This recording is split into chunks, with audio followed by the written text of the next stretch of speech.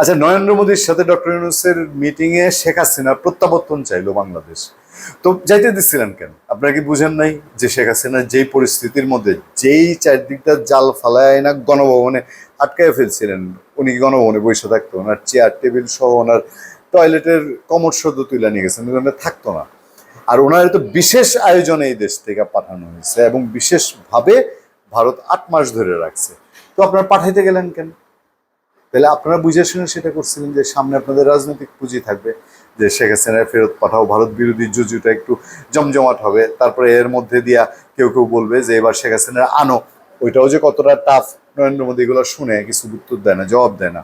হ্যাঁ, তার পররাষ্ট্র সচিবও পরে গিয়ে এগুলো জবাব দেয় না। তো তাহলে এইসব নাটক ফাটক করে নির্বাচনটা পিছিয়ে দিয়ে আজীবনকালের জন্য শেখ হাসিনার শাস্তি ঝুলায় রেখে খালি রায় দিলে তো আর শাস্তি হয় না। আপনারা কি চাইছিলেন যে এই ইস্যুটা থাকুক?